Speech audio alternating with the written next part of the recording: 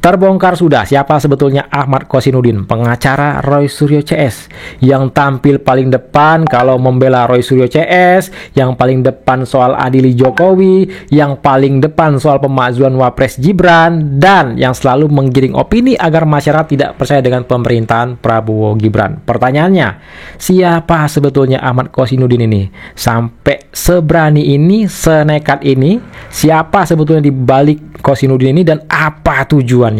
Nah, kali ini saya punya video siapa sebetulnya Ahmad Kosinudin ini, ya. Tanpa berlama-lama, langsung aja kita saksikan videonya berikut ini. Untuk membahas proposal khilafah, ajaran Islam yang agung yang akan menyelamatkan bangsa Indonesia bahkan dunia. Ini lebih baik sekali kalau kemudian Kementerian Koordinator Bidang Politik Hukum dan Keamanan bisa mengisi agenda itu. Nanti Kiai Mikdad siap ya menjadi salah satu narasumber ya. Ustadz Irwan juga siap ya. Insya Allah saya juga siap untuk menjadi salah satu narasumber kalau diadakan simposium nasional untuk membahas urgensi penegakan khilafah atau membahas proposal khilafah.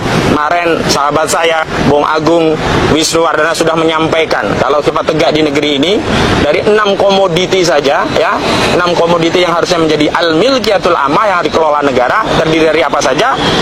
Terdiri dari hutan, hasil laut, kemudian tambang itu ada emas, nikel, batu bara, itu penghasilannya itu sampai kalau dihitung setahun itu 4.000 sekian triliun. Padahal APBN kita cuma 2.000 triliun.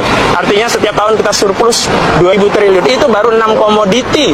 Belum lagi al-milkiyatul amah yang lainnya.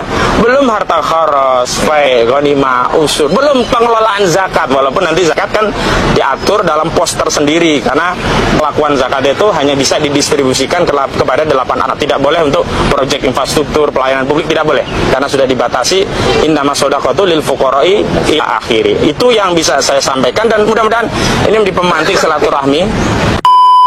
Sudah saksikan videonya apa yang tadi disampaikan Ahmad Kosinudin, urgensi pendirian khilafah, proposal khilafah. Dan tujuannya apa? Ingin menguasai kekayaan bumi Indonesia ini. Mereka udah berbicara tambang, nikel dan macam-macam. Makanya ngotot Kosinudin ini ya. Ternyata siapa di balik mereka? Mereka adalah organisasi HTI. Makanya mereka terus-terusan menyerang Pak Jokowi, menyerang Gibran. Muaranya ke siapa? Ke Pak Prabowo Subianto. Kalau menyerang langsung Pak Prabowo Subianto nggak akan berani mereka. Jadi antaranya itu Pak Jokowi dan Gibran. Mereka harus menyingkirkan Pak Jokowi dan Gibran dulu. Pada akhirnya mereka juga akan menyingkirkan Pak Prabowo Subianto. Kita juga punya video ini. Video yang mana Rizal Fadilah pernah mengatakan kalau skripsi Pak Jokowi palsu, ijazah Pak Jokowi palsu, berarti Pak Jokowi adalah presiden palsu, kata Rizal Fadilah ya. Kalau presiden palsu, berarti semua kebijakan-kebijakannya itu tidak sah. Itu artinya apa? Kalau kebijakan Pak Jokowi itu tidak sah, artinya organisasi-organisasi yang pernah dibubarkan di zaman Pak Jokowi, di era Pak Jokowi itu berarti tidak sah. Organisasi apa? HTI, FPI. Ini videonya. Mohon dukungan dari bapak-bapak sekalian, ibu-ibu sekalian, kita untuk terus berjuang membuktikan bahwa skripsi Joko Widodo palsu dan berjuang ijazah Joko Widodo palsu sehingga nanti semua kebijakannya palsu dan Joko Widodo adalah presiden palsu. Kita pernah punya presiden palsu, maka tidak sah semua kebijakannya itu. Tak layani. Nah, sampai di sini udah paham kan siapa sebetulnya mereka ini, apa tujuannya?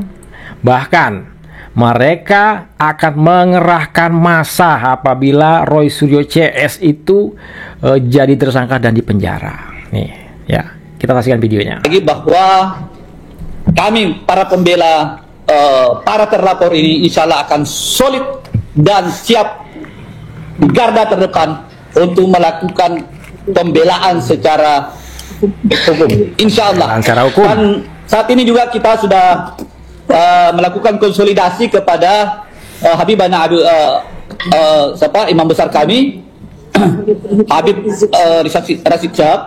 Habib Rizik Syihab. Alhamdulillah kami sudah melakukan konsultasi kepada beliau dan juga kepada Ketua GNPF Bapak Yusuf Martak. Ya, kami mempertanyakan apakah memang harus menurunkan lagi massa supaya penegakan hukum ini sama dengan terdahulu.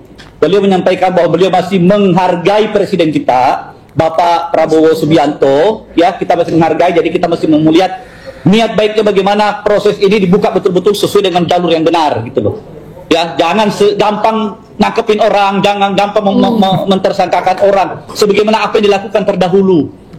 Beliau salah satu korban gitu loh. Korban kriminalisasi, maksudnya imam besar mereka ya, Habib Rizik. Mereka mengancam akan menurunkan massa jika Roy CS dan teman-teman di penjara. Nah, bagi mereka ini yang bilang-bilang teriak-teriak soal Roy Suryo CS itu dikriminalisasi, Pak Jokowi yang melaporkan rakyatnya, kita putar juga nih video lama Pak SBY.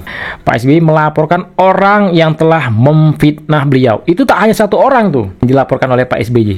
Pak Jokowi melaporkan orang yang sudah memfitnahnya. Itu pun Pak Jokowi sudah nggak menjabat sebagai presiden lagi, udah menjadi rakyat biasa. Mereka ribut. Kenapa hanya Pak Jokowi yang mereka ributin? Ini kita putar nih video lama Pak SBY yang pernah melaporkan orang yang telah memfitnah beliau. Saya sebagai warga negara yang mentaati hukum, tetapi juga ingin mencari keadilan. Mencari keadilan nih, Pak SBY ya.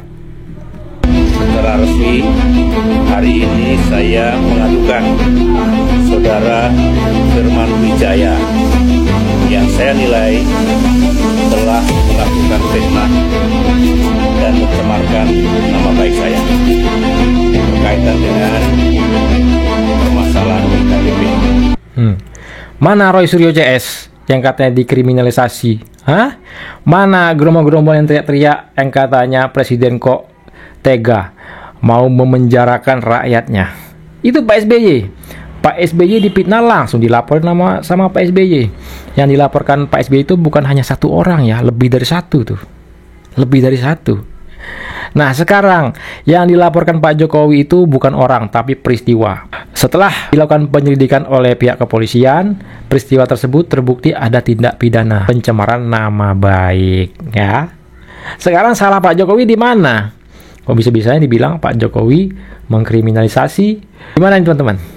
Menurut pendapat kalian, silakan teman-teman ketik pendapat kalian di kolom komentar. Dan jangan lupa like dan share video ini ke grup-grup yang teman-teman miliki agar masyarakat bisa tercerahkan dengan adanya video ini.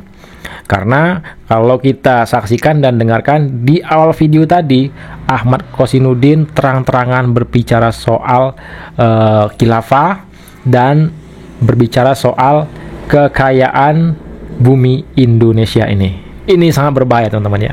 Saya Barseka. Assalamualaikum warahmatullahi wabarakatuh. Salam sehat selalu. Bye-bye.